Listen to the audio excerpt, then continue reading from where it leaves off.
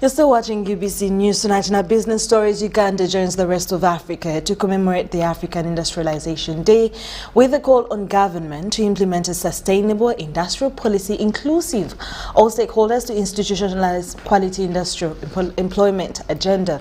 Now, trade unions affiliating to Industrial All Global Union meetings in Kampala have critically pointed out the increasing labor exploitation by many employers in the industry, saying that this cannot create a sustainable industrial habit. Industrial Global Union, labor stakeholders, activists and civil society have converged in Kampala to mark the Africa Industrialization Day. The coordinator Industrial Global Union East African Charter, Catherine Aneno, says that Uganda has made great strides in setting up industrial development, but is failing to address labor exploitation by many of the industrialists. Right now, Uganda has got industrial policy. Is it sustainable? This is the question. Were we involved as trade union in developing it? Because I looked at industrial policy of Uganda, it looks like trade union was not involved.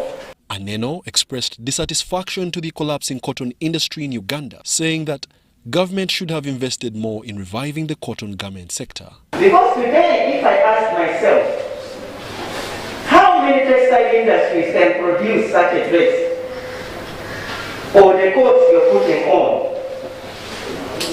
You may find that most of these coats, if you check the brand or the label, it may be crocodile, it may be other things, but not from Uganda here. Workers' Member of Parliament Margaret Rabashaija, flanked by her counterpart Honorable Abdul Byakatonda, expressed desire to strengthen collective bargaining agreements to address the increasing precarious work conditions in the industrial sector. We should also be strategic and also get closer. I've always talked about UZIA, that's the Uganda Small Scale Industries Association, and it's at UMA. And in that place, many people have gone there and they have started businesses. They have been supported, they have been trained to start businesses. We are now going to compel government to say that at least they must have consultative committees.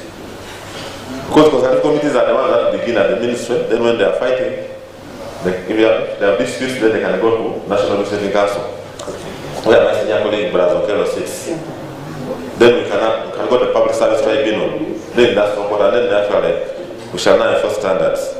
A number of unionists in academia addressed the symposium on Uganda's industrial policy in relation to industrial sector growth. That automation, the robots have come into the space, the drones have come into the space.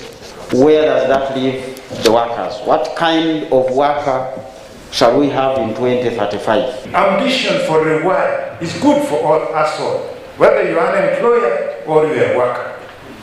The question that we should always address ourselves to is this reward fair? Whether it's a reward for labor or a reward for capital.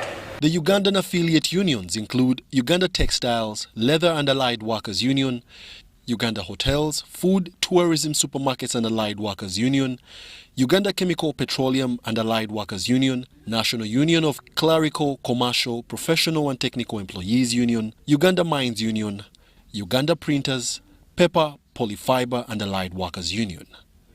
Wadulo Makanold, Douglas Setuma, UBC News.